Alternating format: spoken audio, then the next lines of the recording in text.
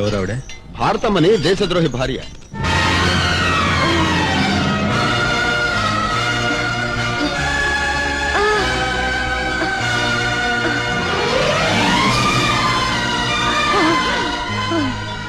అమ్మా తప్పుకోమ్మా. బాబు పర్వాలేదమ్మా, తప్పుకో.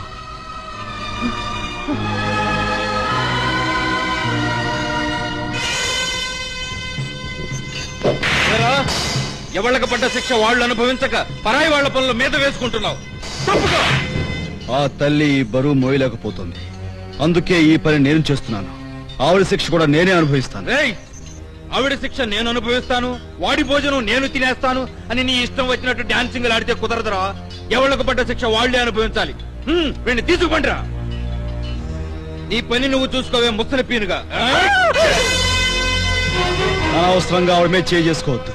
నేను చేసిన తప్పే అయితే నన్ను కొట్టు. కమాన్ కొట్టు కొట్టు. పట్టుకోండిరా.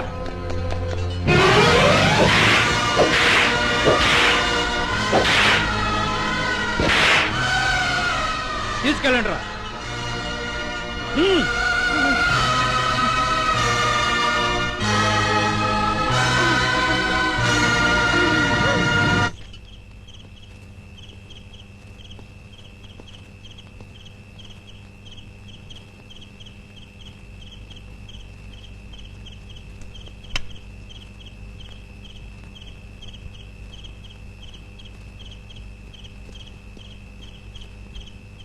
బాబు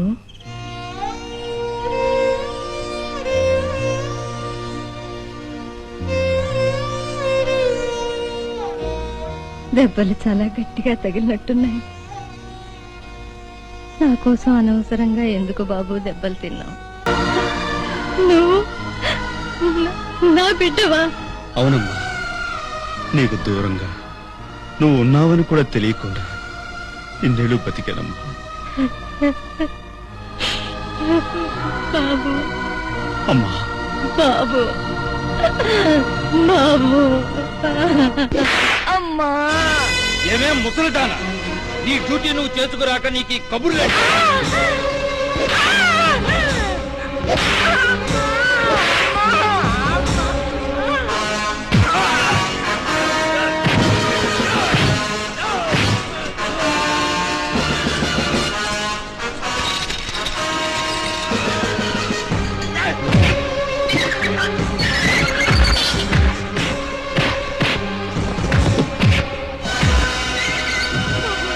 ఇక్కడి నుంచి వెళ్ళిపోదాం పదా.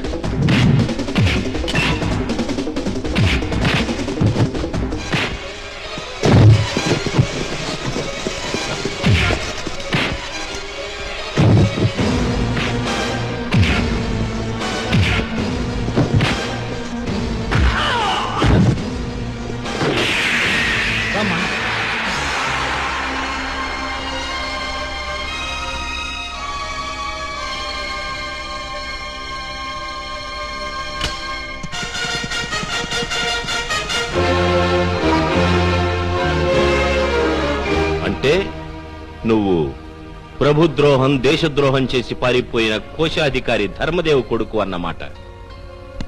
బహుశా ఆ ద్రోహే నిన్నిక్కడికి పంపి ఉంటాడు. అవునా? కాదు, నా పుట్టుక గురించి తెలుసుకున్న నేను నా తల్లిని కలుసుకోవడానికి వచ్చాను. మీ ప్రభుత్వం నా తండ్రి మీద ద్రోహి అనే ముద్ర ఎందుకు వేసిందో తెలుసుకోవడానికి వచ్చాను. ఏ పాపం ఎరుగని నా కన్న తల్లిని బానిసగా మార్చి కరటాల వెనుక కష్టాల పాలు ఎందుకు చేశారో తెలుసుకుని ఆమెను తీసుకువెళ్ళడానికి వచ్చాను. దేశద్రోహి కొడుకు అయిన నువ్వు క్షమించండి. ద్రోహి అని నా తండ్రిని నిందించే ముందు ఆయన ఏ ద్రోహం చేశారో చెప్పండి. నా తల్లి ఏ నేరం చేసిందో చెప్పండి. ఆ వివరాలన్నీ వినాలనుకుంటున్నావా? అయితే విను. మా సంస్థానంలో కోశాధికారిగా పనిచేస్తూ నమ్మకంగా రాజభక్తితో ఉండే నీ తండ్రి ధర్మదేవును 20 ఏళ్ల క్రిందట ఒక ముఖ్య విషయమై మా రహస్య మందిరానికి పిలిపించాం. ధర్మదేవ్, ప్రస్తుతం భారతదేశ పరిస్థితి చాలా అస్తవ్యస్తంగా ఉంది. వ్యాపార నిమిత్తమై ఈ గడ్డ మీద అడుగుబెట్టిన తెల్లదొరలు విభజించి పాలించు అన్న సూత్రంతో దేశాన్ని విస్తరించుకుంటున్నారు. సంస్థానాలను ఆక్రమించుకుని ఖజానాలను కొల్లగొట్టి మన దేశ సంపదను వాళ్ల దేశానికి తరలిస్తున్నారు. ఈ పరిస్థితుల్లో మనం ప్రాణాల కంటే ముఖ్యంగా కాపాడుకోవాల్సింది మన దేశానికే గర్వకారణమైన నెమలి సింహాసనం, కోహినూర్ వజ్రం. అవి మన ఖజానాలో చాలా కట్టుదిట్టాలతో భద్రంగా ఉన్నాయి ప్రభు. ఎంత భద్రంగా ఉన్నా తెల్లవాళ్లు సంస్థానాన్ని ఆక్రమించుకున్న మరుక్షణంలో వాటిని సొంతం చేసుకుంటారు. కనుక వాటిని రహస్యంగా ఇక్కడి నుంచి తరలించి వేరెక్కడైనా భద్రపరచాలి. ఆ బాధ్యత నీకప్పగిస్తున్నాను.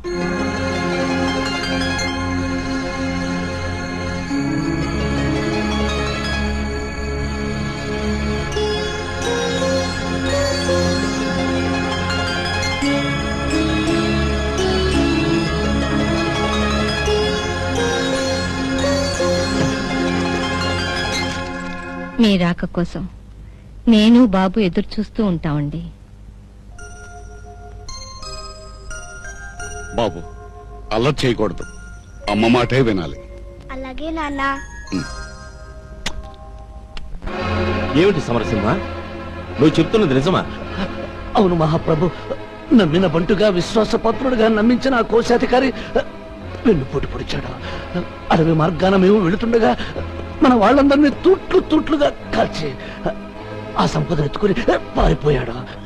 ఆ విధంగా మా సంస్థానానికే కాక దేశానికే గర్వకారణమైన ఆ సంపదను తీసుకొని మోసంతో ద్రోహంతో తోటి మనుషుల్ని హత్య చేసి పారిపోయాడు నీ తండ్రి ధర్మదేవ్.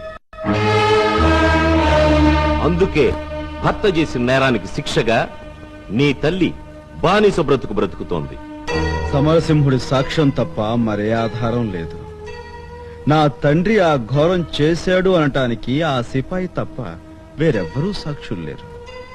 ఒక్క మనిషి మాట నమ్మి నా తండ్రిని ద్రోహిగా ఎలా నిర్ణయించారు ప్రభు? ద్రోహి కాకపోతే ఇన్నేళ్లుగా ఆ సంపదతో ఎందుకు తిరిగి రాలేదు? ఏ దుర్మార్గులైనా దాడి చేసి దోచుకుంటారేమోనన్న భయంతో రాకపోయి ఉండొచ్చుగా. అలా నువ్వు సమర్థించినంత మాత్రాన కనిపించే నిజాన్ని కాదు అని ఎలా ఒప్పుకోమంటావు? ఒకవేళ ఈనాడు మా నాన్నగారు తిరిగొచ్చి నిజానిజాలు బయట పెడితే ఆయన్ని మన్నించి వదిలేస్తారా? అతి విలువైన ఆ సంపద ఏమైందో తెలిసిన తర్వాతే నీ తండ్రికి మన్నింపు. నేను నా తండ్రిని ఆ సంపదను తీసుకొచ్చి మీకు అందజేస్తాను. సరే, ఒక్క షరతు. నీ తండ్రిలాగే నువ్వు కూడా కాలగర్భంలో కలిసిపోయి కనిపించకుండా వెళ్లిపోతావేమో, అందుకే నీకు ఒక్క నెల రోజులు మాత్రమే గడువు ఇస్తున్నాం. ఆ నెల దాటేటప్పటికి నువ్వు తిరిగి రాకపోతే బందీగా ఉన్న నీ తల్లిని ఉరి తీస్తాం. అది నీకు సమ్మతమేనా?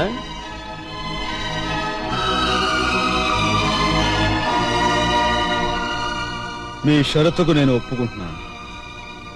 ఈ రోజు నుంచి 30వ రోజు ముగిసేలోగా నా తండ్రిని ఆ సంపదను తీసుకొస్తాను. ఆయన్ని నిర్దోషిగా నిరూపిస్తాను. అతన్ని విడుదల చెయ్యండి.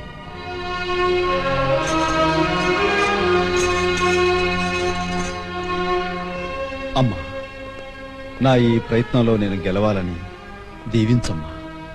నువ్వు గెలవాలని, ధర్మాన్ని నిలపాలని మనస్ఫూర్తిగా నిన్ను ఆశీర్వదిస్తున్నాను బాబు.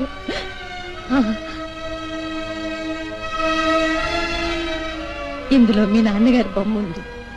అదే నీకు శ్రీరామ రక్ష అవుతుంది.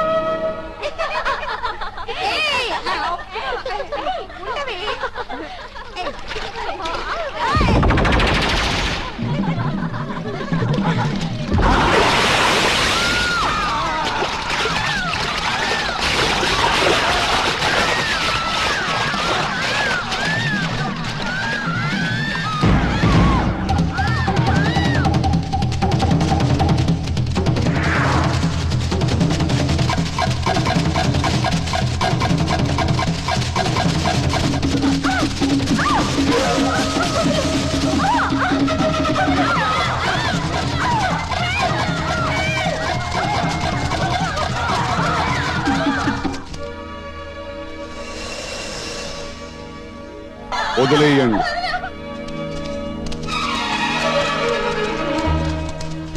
ఏమిటి మీరు చేయబోయే పని? ఒంటరిగా కనిపించిన ఆడపిల్లల మీద దౌర్జన్యం చేస్తారా? ఒంటరిగా మీరు ఇలాంటి ప్రదేశానికి రావడం మంచిది కాదమ్మా. మిమ్మల్ని ఎవ్వరూ ఆపరు. వెళ్ళిపోండి.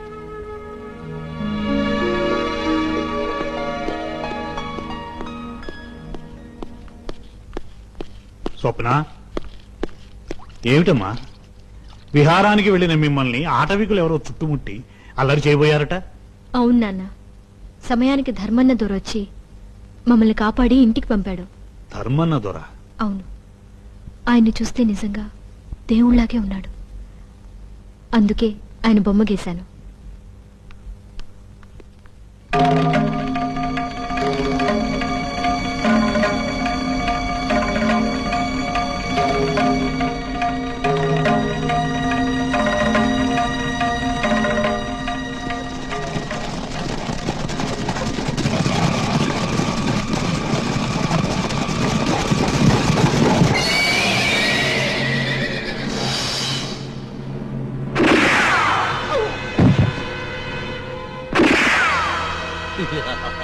సమరసింహ, ఆ దోపిడీగాళ్లతో నువ్వు చేయగలిపావా? కోట్ల విలువైన వస్తువులు చేజిక్కించుకోవాలంటే తప్పుడు మనుషులతో చెయ్యి కలపక తప్పదు ధర్మదేవ్. రాజద్రోహి, ఈ దేశ సంపద మీకు దక్కనేమనరా?